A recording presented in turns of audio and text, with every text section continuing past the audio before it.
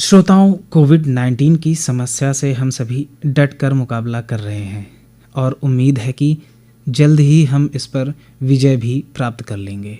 इस लड़ाई के खिलाफ चल रही तैयारियों की जानकारी देने के लिए आज हमारे साथ हैं बरेली मुरादाबाद मंडल से उत्तर प्रदेश विधान परिषद के सदस्य श्री जयपाल सिंह व्यस्त जी। जयपाल जी, कार्यक्रम में आपका बहुत बहुत स्वागत है। धन्यवाद आपका बहुत बहुत।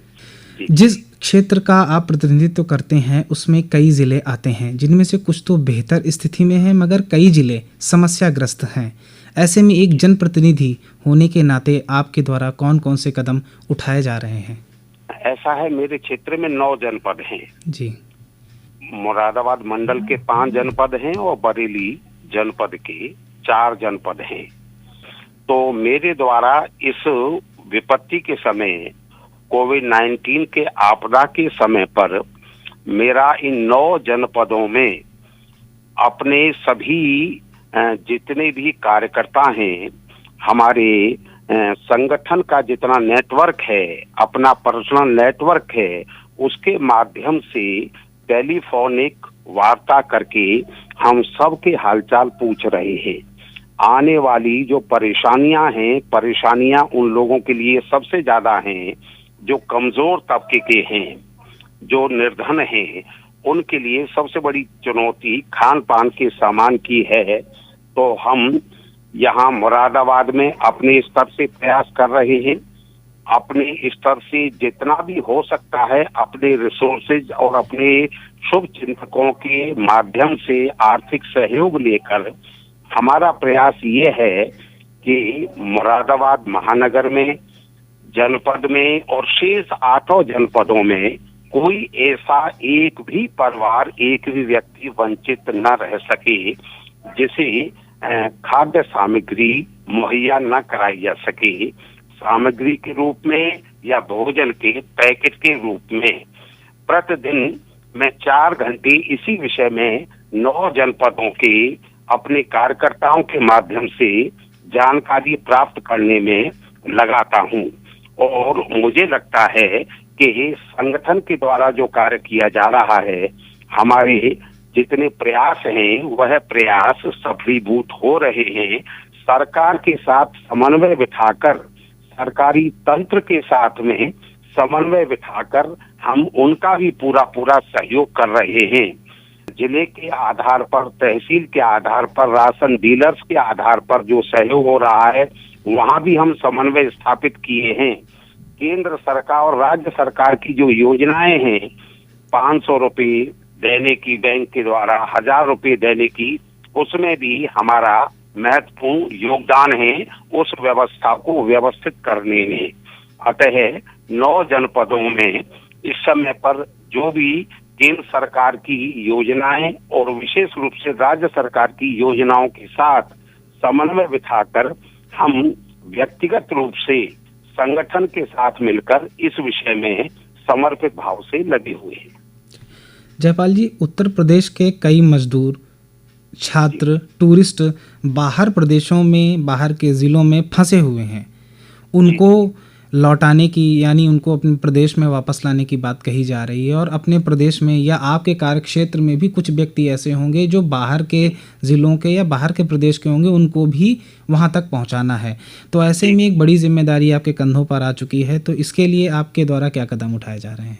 हमारे द्वारा ये कदम है, सबसे पहले तो मैं उत्तर प्रदेश सरकार, विशेष रूप से यशस्वी मुख्यमंत्री योगी आदित्यनाथ जी को बधाई देना चाहूंगा कि सबसे पहले कदम उन्हीं के द्वारा उठाया गया, जो दिल्ली में मजदूर निकाल कर और बाहर उत्तर प्रदेश की सीमा पर जो खड़े कर दिए थे, उनको परिवहन विभाग की बसों के द्वारा सबसे पहले उन्हें उत्तर प्रदेश में लाने की व्यवस्था की गई।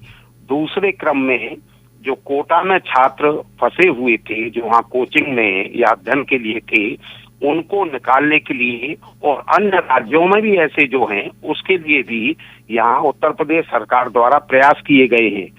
जयपाल जी, जैसा कि हम सभी जानते हैं कि रमज़ान का महीना भी अभी चल रहा है, ऐसे में त्योहार और सोशल डिस्टेंसिंग दोनों में तालमेल कैसे बिठाया जाए? इसके लिए माननीय प्रधानमंत्री जी ने भी मन की बात के माध्यम से और अन्य माध्यमों से पूरे देशवासियों को आह्वान किया था।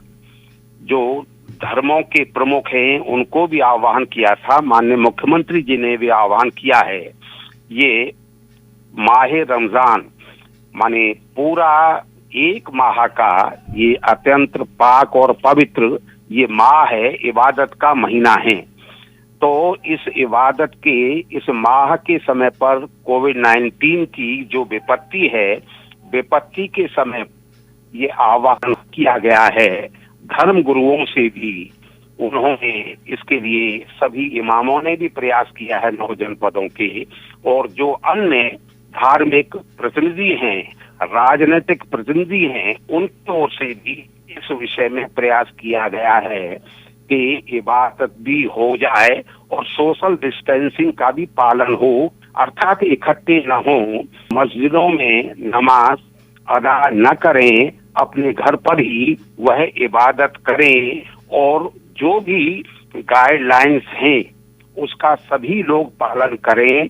मुझे लगता है कि 9 जनपदों में पूरी तरह से सोशल डिस्टेंसिंग का भी पालन किया जा रहा है और अपने घरों में ही नमाज अदा करने का सिलसिला बना हुआ है। इस पर जहां सरकारी तंत्र की पैनी नजर है, वहां सामाजिक कार्यकर्ता भी, धार्मिक जो क्षेत्र में काम करने वाले संभ्रांत महानुभाव हैं, वह भी पूरी तरह से प्राणपण से जुटे हुए हैं। रमजान के पवित्र महीने तक, जब तक भी पूरा होगा ये, तब तक ये दोनों सूत्रों का पालन होगा, इबादत भी चलती रहेगी और सोशल डिस्टेंसिंग का भी पालन होता रहेगा। ये मैं आशा भी करता हूँ और अपेक्षा भी करता हूँ। जयपाल जी, एक जनप्रतिनिधि होने के नाते में चलते चलते आप क्या संदेश देना चाहेंगे? मैं तो यही संदेश अपनी ओर से प्रस्तुत करना चाहता हूँ कि यह केवल अपने देश की आपदा नहीं है, यह वैश्विक आपदा है। अपने देश के यशस्वी प्रधानमंत्री जी ने समय रहते जो पहल की है, उस पहल का परिणाम दुनिया के सामने है और दुनिया प्रधानमंत्री आदरणीय मोदी जी की भूर भूर प्रशंसा भी कर रही है। इस समय पर प्रधानमंत्री जी का जो मैसेज है, उत्तर प्रदेश के माननीय मुख्यमंत्री जी का जो मैसेज है, उस मैसेज का हम अक्षर से पालन करें। यह पूरे समाज को एक साथ जोड़कर समस्या के समाधान के लिए प्रयास करने का अवसर है। इसमें न धर्म का कोई विषय है, न क्षेत्र का कोई विषय है, न जाति का कोई विषय है, न भाषा का कोई विषय है। इस समय पर मैं समस्त 9 जनपद के सभी महानुभावों से, देवियों से, सभी से यही अपील करना चाहूंगा कि जरा धैर्य से काम लें, संयम से काम लें। तो कोरोना के योद्धा हैं, इस बीमारी के निपटारे के लिए, रोग के निदान के लिए अपनी जान हथेली पर लेकर के सेवा में जुटे हुए हैं। अतः उनके लिए हम सभी नमन भाव से, एक सम्मान के भाव से उन्हें हम सम्मानित करते रहें, उनका हम अभिनंदन करते रहें। उस समय का यह संकट है, इस संकट में अनुशासन का पालन करें, धैर्य का पालन करें, नियमों का पालन करें, मास्क पहने, स्वच्छता का ध्यान रखें, सोशल डिस्टेंसिंग का ध्यान रखें। इस अवसर पर मुझे यही सबसे निवेदन और प्रार्थना करनी है। जयपाल जी, कार्यक्रम के माध्यम से महत्वपूर्ण जानकारियां देने और संदेश देने के लिए बहुत